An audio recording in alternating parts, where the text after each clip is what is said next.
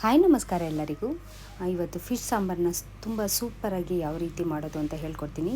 ಇಲ್ಲಿ ನಾನು ಫಸ್ಟ್ ತೊಗೊಂಡಿರೋಂಥದ್ದು ಬೆಳ್ಳುಳ್ಳಿ, ಹಾಗೆ ಶುಂಠಿ, ಹುಣಸೆಹಣ್ಣು, ಹಾಗೆ ಟೊಮೊಟೊ, ತೆಂಗಿನಕಾಯಿ ಮತ್ತು ಈರುಳ್ಳಿ ಇಷ್ಟು ಕೂಡ ನೀವು ಯಾವ್ಯಾವ ಎಷ್ಟೆಷ್ಟಿದೆ ಅಂತ ನೋಡಿಕೊಂಡು ತೊಗೋಬೇಕಾಗುತ್ತೆ. ನಾನಿಲ್ಲಿ 2.25 kg ಅಷ್ಟಕ್ಕೆ ತೊಗೊಂಡಿರೋ ಅಂಥದ್ದು.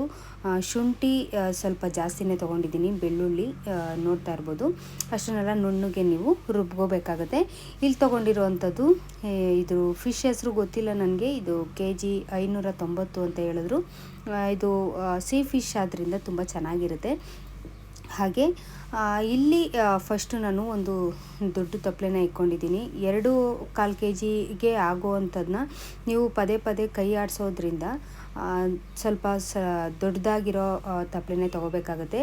ನಾನಿಲ್ಲಿ ಸ್ವಲ್ಪ ಎಣ್ಣೆನ ಹಾಕ್ಕೊಂಡಿದ್ದೆ. ಹಾಗೆ 2 ಕಟ್ ಮಾಡ್ಕೊಂಡಿರೋ ಈರುಳ್ಳಿ, ಕರಿಬೇವು, ಚಕ್ಕೆ ಮತ್ತು ಲವಂಗ, ಹಾಗೆ ಸ್ವಲ್ಪ ಕಸೂರಿ ಮೇಥಿನ ಕೂಡ ಹಾಕ್ಕೋಬೇಕಾಗುತ್ತೆ. ಈ ರೀತಿ ಮಾಡಿ ನೋಡಿ, ನಿಮಗೆ ಸೂಪರಾಗಿ ಸಾಂಬಾರು ತುಂಬ ಚೆನ್ನಾಗಿ ಬರುತ್ತೆ. ಹಾಗೆ ರುಬ್ಬಿರೋಂಥ ಮಸಾಲೆನ ಕೂಡ ಹಾಕ್ಕೋಬೇಕು.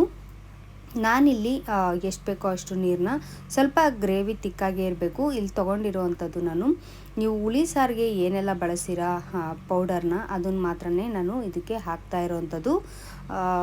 ನನಗೆ ಸ್ವಲ್ಪ ಸ್ಪೈಸಿಯಾಗಿ ಬೇಕು ಅಂತ ಒಂದು 5ರಿಂದ 6 ಸ್ಪೂನು ಚೆನ್ನಾಗಿ ಖಾರ ಇರಬೇಕು ಅಂತ ಹಾಕ್ಕೊಂಡಿರೋವಂಥದ್ದು. ಹಾಗೆ ಉಪ್ಪು.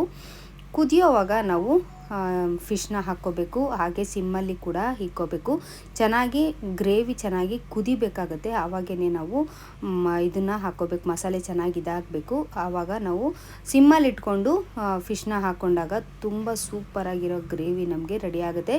ಒಂದು ಅರ್ಧ ಗಂಟೆ ಬಿಟ್ಬಿಡಬೇಕು ತಣ್ಣಾಗೋಕ್ಕೆ. ಅದು ಚೆನ್ನಾಗಿ ಗ್ರೇವಿ ಎಲ್ಲ ಚೆನ್ನಾಗಿ ಇಳ್ಕೊಂಡಿರುತ್ತೆ. ನಿಮಗೆ ಈ ವಿಡಿಯೋ ಇಷ್ಟ ಆಗುತ್ತೆ ಅಂದ್ಕೊಂಡಿದ್ದೀನಿ. ಇಷ್ಟ ಆದರೆ ಸಬ್ಸ್ಕ್ರೈಬ್ ಮಾಡ್ಕೊಳ್ಳಿ. Thank you.